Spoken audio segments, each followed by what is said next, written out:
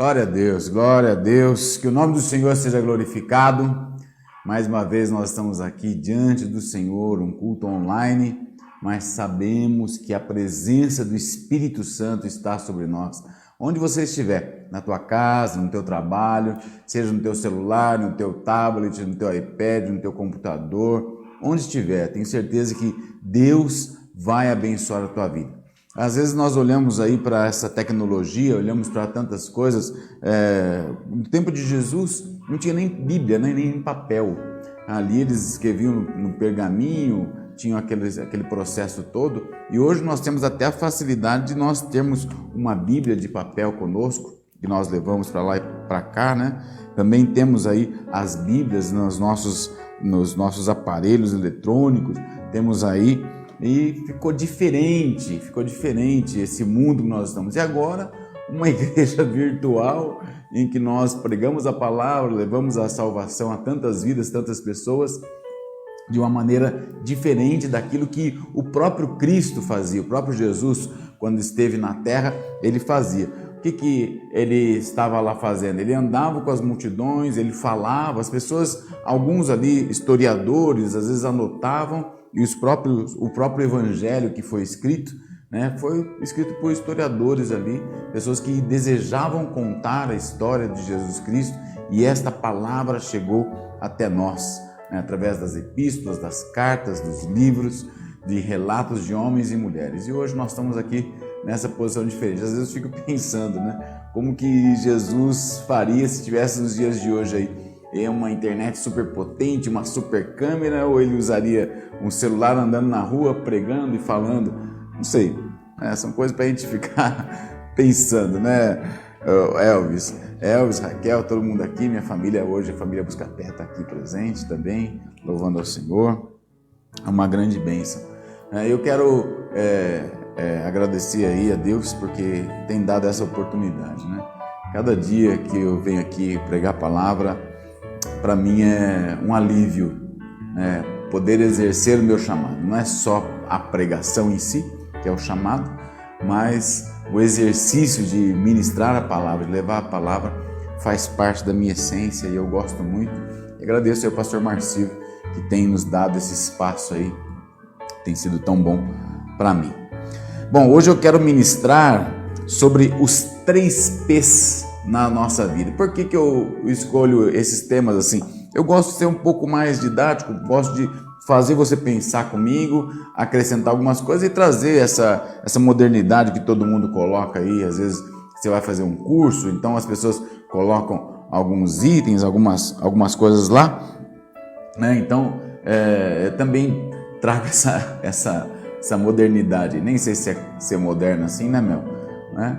Mas, então hoje eu vou falar sobre os 3 P's da nossa vida. Eu quero que você entenda o seguinte: nessa pequena introdução, nós temos que lembrar daquilo que é o tempo de Deus.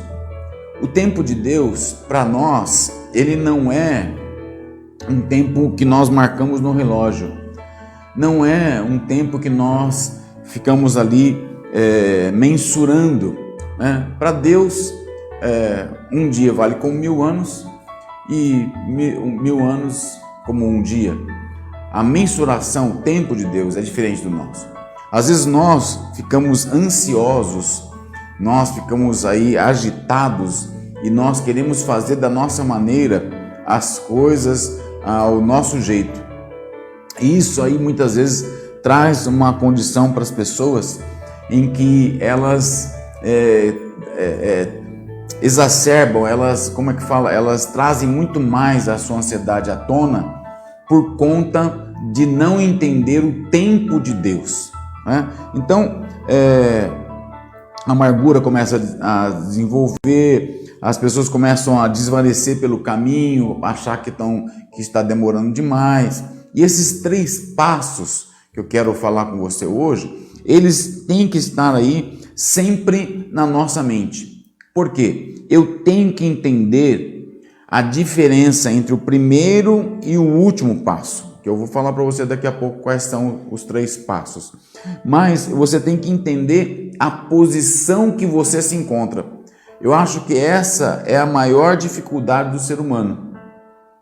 de se encontrar, centralizar a sua vida, entender a tua vida, entender aquilo que Deus tem para você, entender todo o contexto da sua vida e saber que Deus está agindo, independente de eu olhar, enxergar, saber ou não, eu tenho que saber que Deus está agindo na minha vida, ok? Então, eu quero falar dos 3 P's. Primeiro passo, promessa. Segundo passo, prova. E terceiro passo, provisão.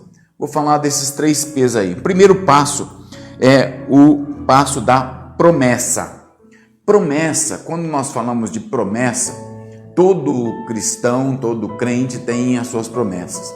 Então nós recebemos promessas de Deus, nós recebemos uma palavra de Deus nas nossas vidas e nós caminhamos em direção a essas promessas.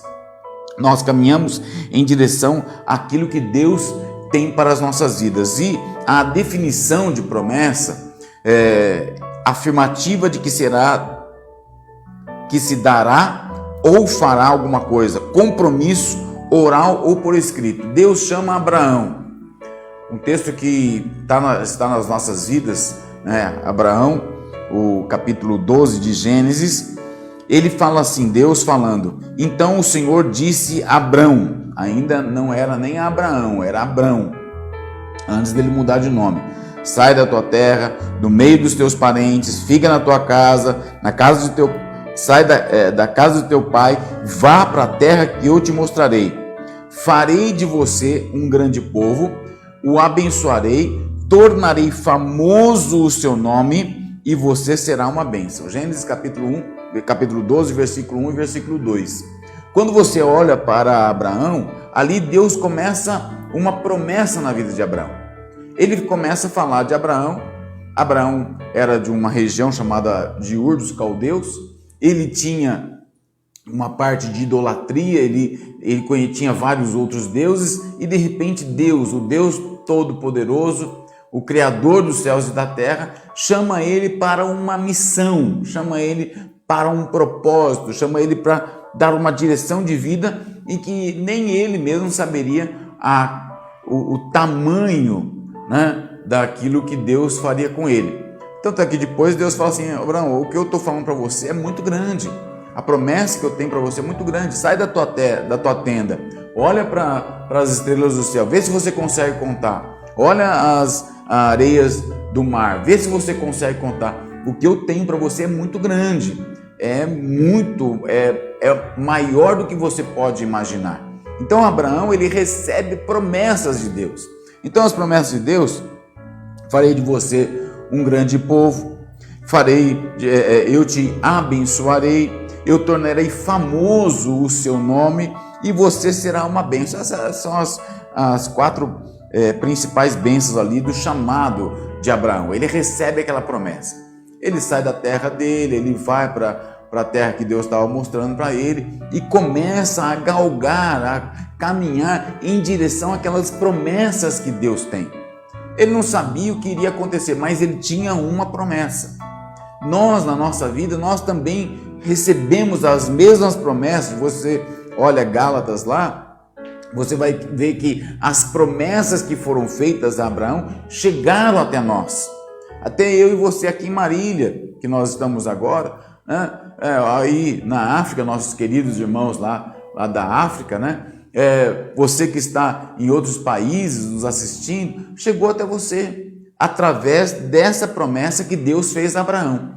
Então, a promessa, ela é um compromisso, seja oral ou escrito. Por isso que a gente fala sempre que a palavra dada, a palavra empenhada, ela vale muito, né? Então Deus ele chama Abraão lá e fala assim, vem cá Abraão, vamos conversar, vai acontecer isso, isso e isso, e ele faz a promessa. Abraão recebeu uma promessa. Um outro personagem que eu gosto muito, que também recebeu uma promessa, foi Davi. Davi, ele recebe uma promessa ali no Salmo 132, versículo 11 e o versículo 12, ele fala assim, o Senhor fez um juramento a Davi, um juramento firme que ele não revogará. Colocarei um dos seus descendentes no seu trono, e seus filhos, se os seus filhos forem fiéis à minha aliança e aos testemunhos que lhe ensino, também os filhos dele o sucederão no trono para sempre. Ali a relação que Deus tinha com Davi era muito próxima, né? Tanto é que depois Davi tem toda aquela situação, o adultério, o homicídio, aquelas intempéries todas que ele passa na vida dele, mas Davi, ele é chamado de um homem segundo o coração de Deus, Atos 13, né? Ele tinha um coração que ele sabia o que era o arrependimento, ele entendia a relação dele pessoal com Deus, e ele recebe uma promessa. Ele recebe uma promessa na vida dele. Davi, olha, você vai sentar no trono, você vai ser rei de Israel e haverá uma sucessão e os teus filhos vão sentar no trono e todos eles ficarão lá, né? Lógico, chegou até Jesus, filho de Davi, da linhagem de Davi, Jesus Cristo sentou no trono, é o príncipe, é o rei, é o Senhor dos senhores. Chegou em Jesus Cristo, só que nós também temos essa promessa sobre nós. Nós somos raça eleita, sacerdócio real, nação de propriedade exclusiva de Deus, né? Que fala em 2 Pedro, capítulo 2, né? Quando você olha para Davi, ele recebe uma promessa. Como Abraão, Davi recebeu uma promessa, as duas promessas estão sobre as nossas vidas também. Outro personagem, já no Novo Testamento, Paulo, o apóstolo Paulo, ele, todo mundo conhece, ele era perseguidor da igreja, ele era o Saulo que perseguia, Saulo que esteve ali perante, foi uma das testemunhas e talvez até tenha atirado uma pedra em Estevão, né? Então, quando você olha para Paulo, no Atos capítulo 9, versículo 15 até o 17, mas o Senhor disse a Ananias, o profeta, vá, este homem é meu instrumento escolhido para levar o meu nome perante os gentios, os seus reis e perante o povo de Israel. Mostrarei a ele o quanto deve sofrer pelo meu nome. Então Ananias entrou na casa, impôs as mãos sobre Saulo e disse, irmão Saulo, ele começa falando, irmão Saulo, o Senhor Jesus lhe apareceu no meio do caminho por onde você vinha, enviou-me para que você volte a ver e seja cheio do Espírito Santo. Quando você olha para o apóstolo Paulo, ele recebe uma promessa, ele seria escolhido de Deus, ele levaria o evangelho aos gentios e ele seria cheio do Espírito Santo. É uma promessa que foi colocada na vida de Saulo e depois ele troca o nome para Paulo. Quando você olha para aqui, há uma promessa. A promessa também chegou para nós. O evangelho foi pregado a todas as nações. O evangelho chegou aos gentios, aqueles que não são judeus, através da vida de Paulo. Paulo foi um dos instrumentos. Paulo foi talvez até o principal instrumento de levar o evangelho para os gentios. Então você vê ali, houve uma promessa. Houve a promessa sobre Abraão, houve a promessa sobre Davi, houve a promessa sobre Paulo. E também eu quero lembrar um outro personagem que é o principal personagem da palavra de Deus, que é o próprio Jesus Cristo. Jesus também tinha promessa. Isaías capítulo 9, versículo 2 até o 4, o povo que andava em trevas viu grande luz, e sobre os que habitavam a região da sombra da morte resplandeceu a luz. Tu multiplicaste a nação e a alegria lhe aumentaste, todos se alegrarão perante ti, como se alegram na ceifa, como exultam quando repartem os despojos, pois tu quebraste o jugo da sua carga, o bordão do seu ombro, a vara do seu opressor, como no dia dos midianitas. Você olha para Jesus Cristo e Jesus Cristo também veio baseado em uma promessa. Então nós temos aí Jesus, aqui em Isaías, o maior profeta messiânico da Bíblia, ele fala assim: vai ter uma grande luz, vai ter uma multiplicação da nação, vai ter uma alegria aumentada, vai ter uma quebra de jugo, vai ter a quebra da vara da opressão, que é exatamente a ação espiritual que o Cristo vivo veio e trouxe para as nossas vidas. Então você vê, a promessa, ela foi colocada para esses personagens. Se eu pegar qualquer outro personagem bíblico, eu vou encontrar promessas que o Senhor colocou para eles. Todos nós temos promessas, as promessas de Deus para a nossa vida. Mas eu comecei falando, na minha introdução, falando do tempo de Deus. O que é o tempo de Deus? Como que é o Cronos, o Kairos? É diferente do nosso. A medição que Deus tem, eu não sei se Deus mede o relógio por um relógio de pulso, eu não sei se Deus tem uma ampulheta, né? O tempo de Deus, a manifestação da glória de Deus, ela é diferente para as nossas vidas, segundo a ótica dele próprio. Nós não conseguimos compreender. E eu preciso que você pare nesse momento e pense um pouquinho. As promessas de Deus para a sua vida, quais são? Quais promessas Deus tem para você? Promessa de ter a tua família toda restaurada, transformada, abençoada, ter uma família, né, como fala em Atos capítulo 17, eu e minha casa serviremos ao Senhor. Desculpa, esse é de Josué 24, já estou confundindo aqui. Atos fala, o apóstolo Paulo fala, crê no Senhor Jesus e serás salvo tu e a tua casa. Nós temos essa promessa. Nós temos essa ação de Deus na nossa vida. As promessas de Deus, elas estão aí permeadas na Bíblia. Se você for procurar, né, eu não sei quantas promessas, mais de 7.000 promessas, né? Eu sei que o não temas são 365 não temas. Tem mais de 7.000 promessas na Bíblia que você pode se apegar a cada uma delas. Tem promessa para a família, tem promessa de prosperidade, tem promessa de bênção, tem promessa de salvação, tem promessa para todo lado. Tem muitas promessas de Deus que nós nem nos lembramos. Só que, veja só, o tempo de Deus. A minha pergunta é: qual tempo que você está vivendo? Onde você está agora? Onde você está? Por quê? O primeiro P é promessa. Agora, para que a promessa venha na tua vida, para que a promessa comece a fluir na tua vida e acontecer, você tem que ter o segundo P. Qual que é o segundo P, Elvis? A prova. Você precisa de ter a prova. Sabe o que é prova? Prova, aquilo que demonstra uma afirmação ou um fato que são verdadeiros. Evidência, comprovação, ato que dá uma demonstração cabal de afeto, de fidelidade, é uma manifestação, é um sinal. Abraão recebeu a prova. Qual foi a prova de Abraão? Ele tinha uma promessa e de repente Deus fala para ele: olha só, Abraão, Gênesis capítulo 22, versículo 1 e 2.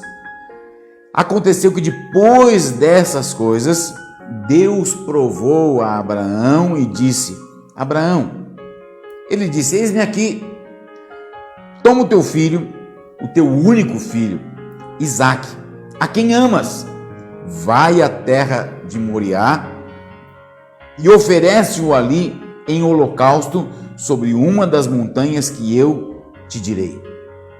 Olha que loucura! Imagine a cabeça daquele pai, imagine a cabeça daquele homem, imagine a situação que ele passa naquele momento. Ele olha para Deus, ouve Deus e ele começa a lembrar de todas as promessas que o próprio Deus havia feito para ele. Ué, mas Deus não me falou que eu seria um povo? Puxa, Deus não falou que eu ia ter um filho? Poxa, eu tentei ter um filho com a minha concubina lá, tive o filho Ismael, mas Deus falou que não era esse filho. E agora que eu tenho Isaque, Depois, 110 anos de idade, ele estava aqui já bem avançado de idade, o menino já estava maior, a gente não sabe quantos anos, talvez 12, 13 anos, né? Isaac estava ali, já consciente da vida, e de repente Deus fala para Abraão: agora vai lá e mata o teu filho como um holocausto, que é uma oferta queimada. Ele tinha que queimar aquela criança. Imagina a loucura, o que passou na cabeça de Abraão. Ele pensa tudo isso naqueles instantes e de repente a prova vem, a situação amarga vem, e ele passa alguns dias ali, 3 dias em caminhada, pensando exatamente nisso. Como que vai se cumprir a promessa? Como que uma promessa que eu tenho na minha vida vai se cumprir? Como que isso vai acontecer?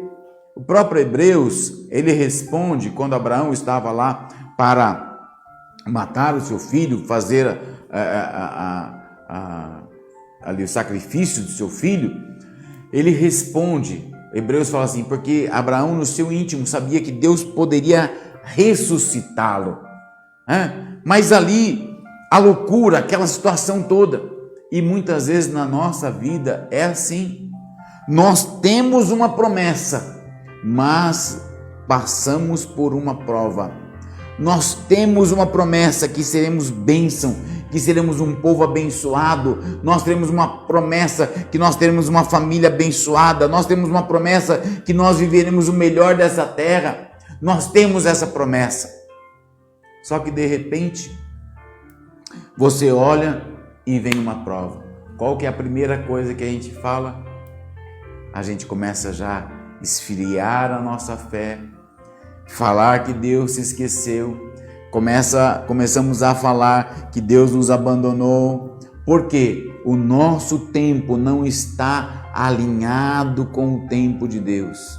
Nós começamos a esquecer que o tempo de Deus é maior que o nosso tempo. Você olha para Davi, a mesma coisa, ele foi ungido ali em Samuel, no capítulo 18, nós vemos o que estava acontecendo. Ele já tinha sido ungido por Saul. Saul já tinha falado com Jessé, seu pai, já tinha toda aquela história que ele tinha chamado os filhos lá para comer junto, e Davi já tinha recebido a unção. Ali no capítulo 18, versículo 8 até o 11, então Saul se indignou muito com aquela palavra, pareceu mal aos seus olhos e disse: 10 milhares deram a Davi, e a mim somente milhares. Na verdade, o que lhe falta senão só o reino? E desde aquele dia em diante, Saul tinha Davi em suspeita. E aconteceu no outro dia que um mau espírito da parte de Deus se apoderou de Saul e profetizava no meio da casa. Davi tocava a harpa com a sua mão, como nos outros dias. Saul, porém, tinha na mão uma lança. E Saul atirou a lança, dizendo: encravarei Davi na parede. Porém, Davi se desviou dele por 2 vezes. Não foi uma, nem duas, não foi só uma vez, foram 2 vezes. Quando você olha para aqui, Davi, ele estava passando por uma prova. Ele tinha sido ungido rei, ele sabia que ele ia sentar naquele trono, ele sabia que ele ia dominar sobre todo Israel, havia uma palavra, havia uma promessa de Deus na vida dele, e de repente ele estava servindo a Saul, que nós sabemos que ficou enlouquecido, ficou endemoniado e perdeu a sua relação com Deus. Por quê? Ele estava ali no período da prova, ele estava no período da tribulação, ele estava no período em que Deus estava tratando da vida de Davi tocando a sua harpa, dedilhando, louvando ao Senhor, cantando as músicas, os salmos que ele estava fazendo, e de repente Saul joga uma lança sobre ele e tenta matá-lo. Por quê? Ele já sabia que tinha uma promessa. Imagine a situação e a cabeça de Davi, ao final do dia ter que ir para o seu quarto, ao final do dia ir para a sua casa, fazer visita para os seus pais, receber os seus irmãos, e ele ter que falar, e aí, como é que é? E o rei Saul, como que ele é? Não, o cara é legal, ele fica lançando dardos em mim lá, tentando me matar, né? Imagina a situação, Davi, imagina toda aquela situação ali que ele estava vivendo, o que passava na cabeça de Davi, o que passava, o tempo que Davi estava ali, junto com Saul, ali, a relação que ele tinha com Jonatas, a amizade profunda que eles tinham junto, que eles tinham em comum, toda a situação, Davi sendo provado, porque ele tinha uma promessa, mas ele estava passando pela prova, né? Daí a gente pode cantar aquela música, né? Vai passando pela prova e dá glória a Deus. Eu não sou. Alguém deu risada, gente. Alguém deu risada. Quando você. Eu, pelo menos, ri de mim mesmo aqui. Quando você olha para Davi, ele estava ali, passando por aquela situação. A mesma coisa aconteceu com o apóstolo Paulo. O apóstolo Paulo, ali em 2 Coríntios, capítulo 11, versículo 22 a 28, eu gosto demais desse texto. Quando eu tenho oportunidade de ler, eu leio toda vez esse texto, porque nós nos vangloriamos demais. Nós somos crentes hoje. Nossa, eu estou passando pela prova. Né? A gente se vangloria demais. A gente acha que as provas que nós passamos, esse coronavírus que nós estamos passando, essas lutas financeiras, esses problemas de saúde, essa situação política, nós achamos que é demais, né? Vamos ler o que o apóstolo Paulo fala, vamos ver se é demais mesmo o que ele passou. Ali, Paulo, ele sofre a perseguição, ele fala no capítulo 11, 2 Coríntios capítulo 11, versículo 22 até o 28, são hebreus, eu também sou. São israelitas, eu também sou. São descendentes de Abraão, eu também sou. São ministros de Cristo, falo como fora de mim, eu ainda mais. Em muitos trabalhos, muito mais. Em açoites, muito mais do que eles. Em prisões, muito mais. Em perigos de morte, muitas vezes. Recebi dos judeus 5 quarentenas de açoite menos 1. 3 vezes fui açoitado com vara, 1 vez fui apedrejado, 3 vezes sofri naufrágio. Em uma noite e um dia passei no abismo, em viagem muitas vezes, em perigo de rios, em perigo de salteadores, em perigo da minha nação, em perigo dos gentios, em perigo na cidade, em perigos no deserto, em perigos no mar, em perigo dos falsos irmãos, em trabalhos, em fadigas, em vigílias, muitas vezes, em fome, sede, jejum, muitas vezes, em frio e nudez. Além das coisas exteriores, me oprime cada dia o cuidado de todas as igrejas. A minha pergunta para você é simples. Dessa lista aqui, quantos que você já passou? Só uma. 5 quarentenas de açoite menos 1. Quanto é que dá? 5 vezes 40 menos 1. Cada 39, ele foi açoitado 39 vezes, por 5 vezes. Alguém já foi açoitado uma vez? Né? Levou aí 10 chicotadas, né? Ele ficou ali um dia e uma noite no abismo. Ele foi apedrejado, jogado no abismo, dado como morto. Alguns de nós já passou por isso. Talvez você tenha até conhecido alguém, um ou outro testemunho, né? Às vezes a gente foi pregar o evangelho em algum lugar, fomos expulsos, fomos perseguidos, né? Às vezes na nossa casa a gente passa algumas situações, né? Talvez você conheça alguém, mas com esse currículo aqui, Paulo estava passando pela prova. Ele tinha um chamado, ele era o apóstolo dos gentios, ele tinha uma promessa na vida dele. O profeta veio na casa dele, colocou as mãos dele e falou assim: você vai ser cheio do Espírito Santo. Os livros de Paulo, as cartas que ele escreveu, todas elas nos dão base doutrinária para o dia de hoje. E olha só a loucura. O que Paulo estava vivendo? Ele estava passando pela prova. Meu irmão, nós temos promessa, mas nós temos a prova para passar. Nós temos as promessas de Deus, mas nós temos que validar essas promessas na nossa vida. E o tempo da validação não é o teu tempo. Às vezes uma prova dura um dia, dura 2 dias. Aqui nós estamos aí nessa situação toda, aí, essa política do país toda, a situação da saúde. Vamos aí quase 4 meses, né, que nós estamos vivendo. Nós precisamos entender o plano de Deus, onde nós estamos na promessa de Deus, qual o lugar que nós estamos. E quando você olha para Jesus, ele foi chamado para quê? Ele foi chamado para ser o Salvador. Só que dali em Filipenses capítulo 2, versículo 8, Filipenses 2:8, ele fala assim: e achando-se na forma de homem, humilhou-se a si mesmo, sendo obediente até a morte, morte de cruz. A pior morte que havia. Sabe por quê? Levar um tiro na cabeça, como muitos são fuzilados, a pessoa morre, né? Ser decapitado é rapidinho, mas a cruz era um sofrimento. Eles começavam de manhã machucando, depois pregavam uma mão, pregava outra mão, pregava os pés, levantava a pessoa, ficava lá exposto naquela cruz o dia todo no sol. Eles iam lá, quebravam os ossos das pessoas que estavam crucificadas, né? No caso de Jesus, enfiaram a lança do lado direito do seu corpo. Olha só, era uma morte horrível, mas Jesus estava no meio da promessa. Ele tinha que morrer para passar para a ressurreição. Ele tinha que viver aquela promessa na sua complexidade.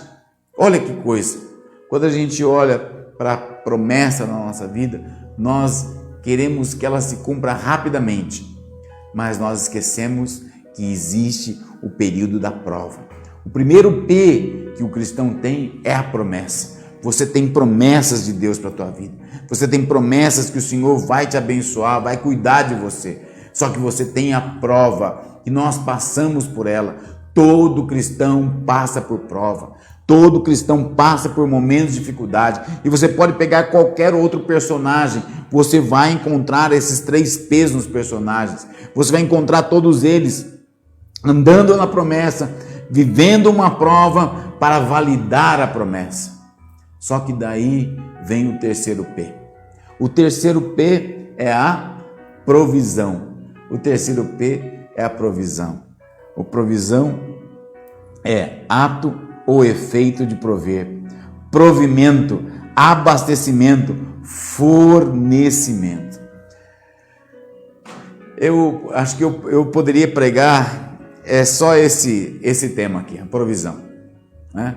Porque é o que todos nós precisamos. Nós temos a promessa, nós passamos a prova, mas Deus provê. Deus traz a provisão para as nossas vidas. Então, a diferença está no caminho, a distância que você está percorrendo entre a promessa e a provisão, porque Deus vai te dar o escape, Deus vai te dar o livramento, Deus vai constituir a tua vida, Deus vai fazer com que a promessa se cumpra na tua vida. E quando você olha para isso, vamos lá para Abraão de novo. Abraão recebeu a promessa, você vai ser uma grande nação, vai ser abençoado. Ele recebeu a prova, entrega o teu filho que você vai oferecer em holocausto. Só que daí o próprio Abraão, Gênesis capítulo 22, versículo 12 até o 14, então disse: não estenda as mãos sobre o moço, não faça nada, portanto agora sei que temes a Deus e não me negaste o teu filho, o teu único filho. Então levantou Abraão os olhos, olhou e eis um carneiro de trás dele, travado pelos chifres num mato. E foi Abraão e tomou o carneiro, ofereceu em holocausto em lugar de seu filho. Ali Abraão chamou aquele lugar de o Senhor proverá. E onde se diz até o dia de hoje, no monte do Senhor se proverá. Deus da providência, o Deus que provê. Deus, ele dá a promessa, Deus dá a prova, mas ele dá a provisão para a prova. Isaac não precisou ser sacrificado, porque havia um escape. Só que o que aconteceu? Se você olhar para esse contexto todo, ele precisou chegar até o último minuto. Ele precisou chegar até levantar o cutelo para matar, para imolar aquele menino. Ele precisou ir até o final. Muitos de nós hoje, muitos crentes no dia de hoje, muita gente, ela está caminhando na promessa, só que aos olhos dela, a promessa parece que está demorando demais. Aos olhos dela parece que Deus está ali se esquecendo dele. Aos olhos, ele parece que... Mas Deus tem o momento certo para a tua vida. Deus tem o escape certo. Deus tem a provisão certa. Deus tem um milagre para a tua vida. E você tem que perseverar. Tem que caminhar nesses 3 P's. Receba a promessa, receba a prova, mas receba a provisão de Deus, porque Deus vai trazer o livramento no momento certo para a tua vida. Entendeu? Entendeu? Quando você olha para Davi, a mesma coisa. Olha só, eu fico impressionado com os detalhes da palavra, porque ali em 1 Samuel capítulo 24, é um texto meio longo, eu não vou ler todo ele, mas eu vou contar a história e falar só alguns versículos que eu quero aqui. Quando você olha para Davi, ele estava sendo perseguido por Saul. Saul faz um empenho todo e vai para cá, Saul vai para lá, vai atrás dele e tal. E de repente, num determinado momento, ele foi aos currais de ovelha que ficaram junto no caminho. Havia uma caverna e Saul entrou nela para fazer suas necessidades. Davi e seus soldados estavam bem no fundo da caverna. Irmãos, qual a chance disso acontecer? Um campo enorme, montanhas e vales e tantas coisas, e Davi, ele escolhe uma caverna, entra com aqueles homens, se esconde lá no fundo, e Saul de repente tem uma dor de barriga e fala assim: gente, preciso ir no banheiro. E daí Saul entra na caverna que Davi estava. Qual a probabilidade disso acontecer? É muito difícil, mas ali havia um escape preparado para Davi. Daí os homens já falam para Davi: não, vai lá e mata ele agora, o Senhor entregou nas suas mãos. Davi fala: não, eu não vou tocar no ungido do Senhor. Daí Davi vai lá devagarzinho e corta a orla do manto, corta um pedacinho do manto de Saul, volta para trás, fica escondido lá dentro. Saul termina de fazer as suas necessidades ali, sai para fora, está indo embora. De repente Davi sai na porta da caverna e fala assim: olha aqui, Saul, olha aqui o manto. Eu podia ter matado você agora, e eu não matei. O Senhor te entregou nas minhas mãos. Daí Saul responde: você acabou de mostrar o bem que tem feito. O Senhor me entregou nas tuas mãos, mas você não me matou. Agora tenho certeza de que você será rei e que o teu reino de Israel será firmado nas tuas mãos. Olha que coisa. Aqui foi o momento em que Deus deu o escape para Davi. A perseguição acabou.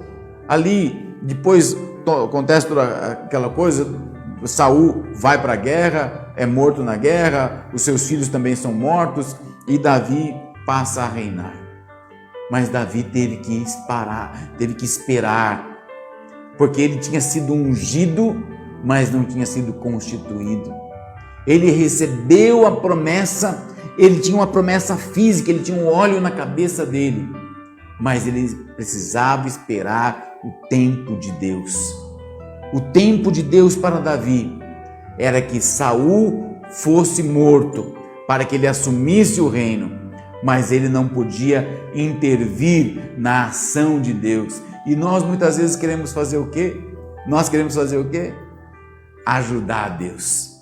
E nós ficamos ouvindo pessoas: não, vai lá, faz assim, olha, faz tal coisa, não, olha, melhor esse caminho, tal. E daí muitos caminhos até são caminhos tortuosos, caminhos perigosos. E nós muitas vezes ouvimos a voz de homens, e se Davi tivesse ouvido a voz daqueles soldados ali, ele teria matado Saul, e ele já começaria o reino dele usurpando um trono. Um erro teria sido cometido. Davi escutou a voz de Deus. Ele sabia o tempo de Deus. Ele sabia o arrependimento. Ele entendia essa relação com Deus. Nós precisamos entender isso. E nós olhamos para o próprio apóstolo Paulo. Atos capítulo 27. O apóstolo Paulo, esse texto, ele fala do naufrágio.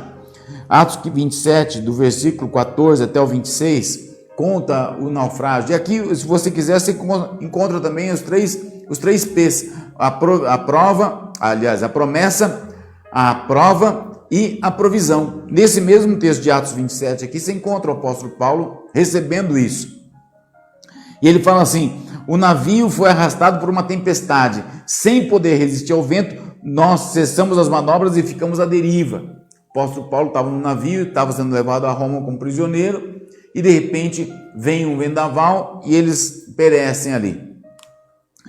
Paulo fala assim: não tenha medo, eu preciso que você compareça a César.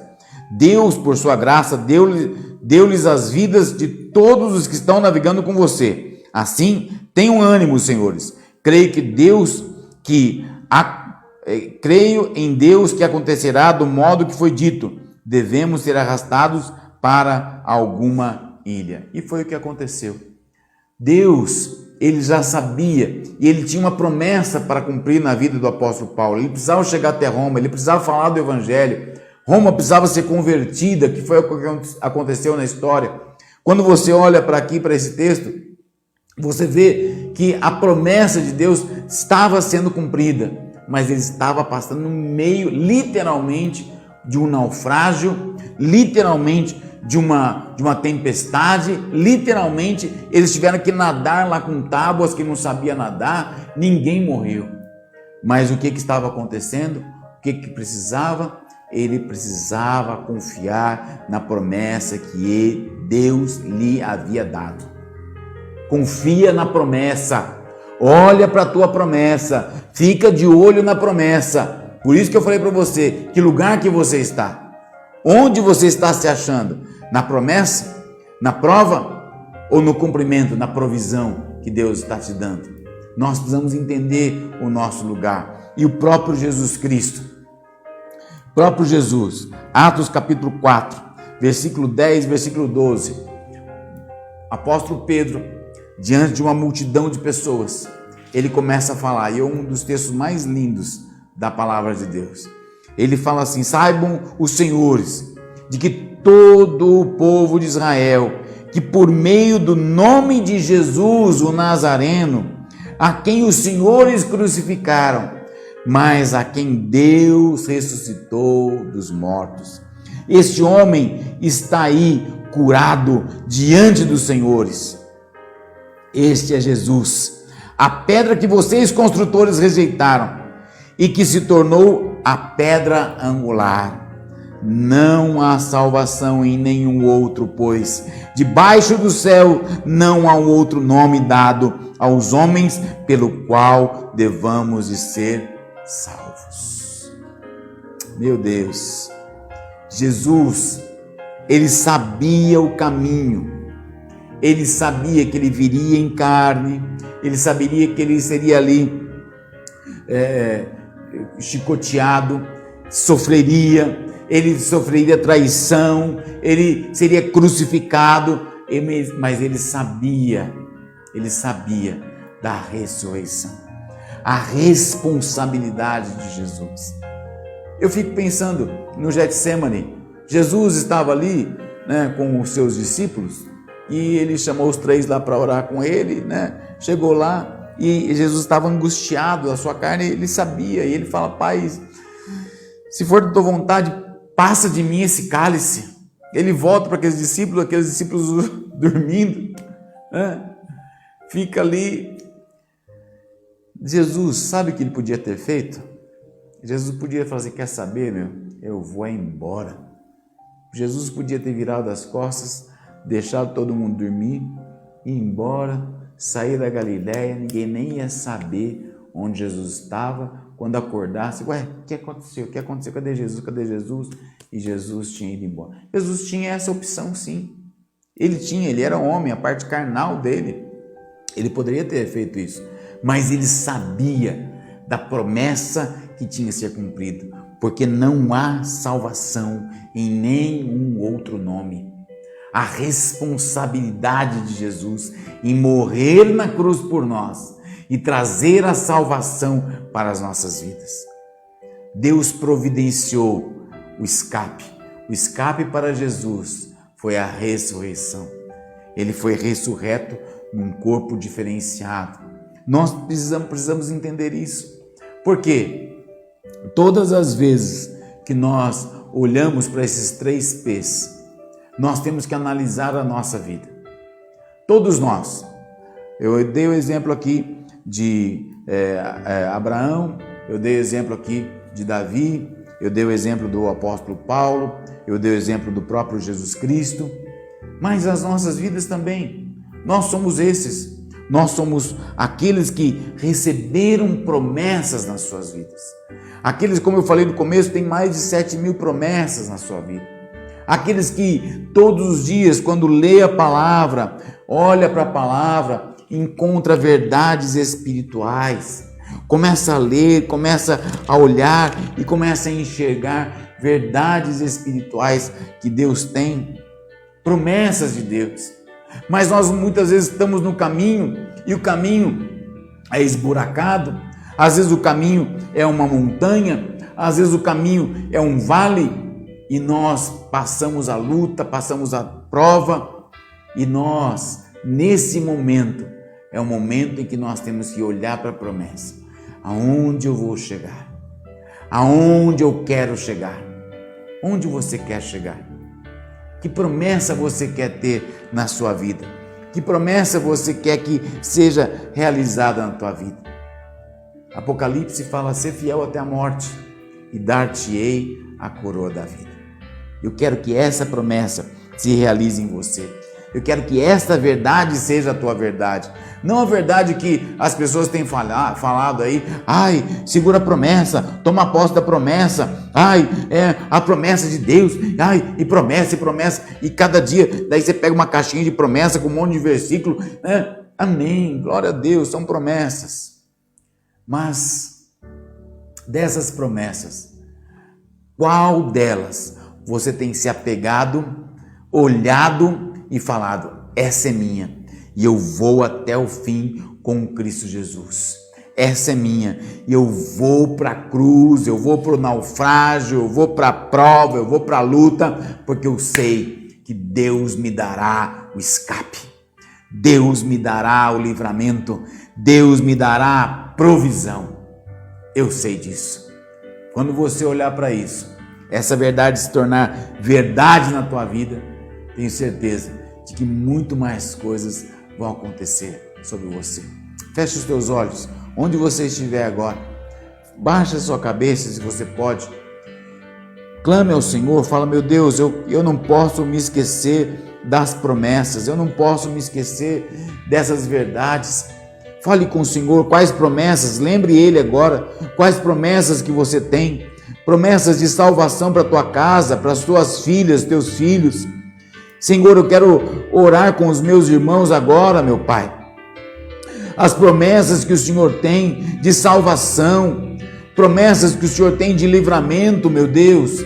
Em nome de Jesus, livramentos espirituais, livramentos financeiros, Senhor, o Senhor nos dá essas promessas e nós queremos andar debaixo delas, meu Pai.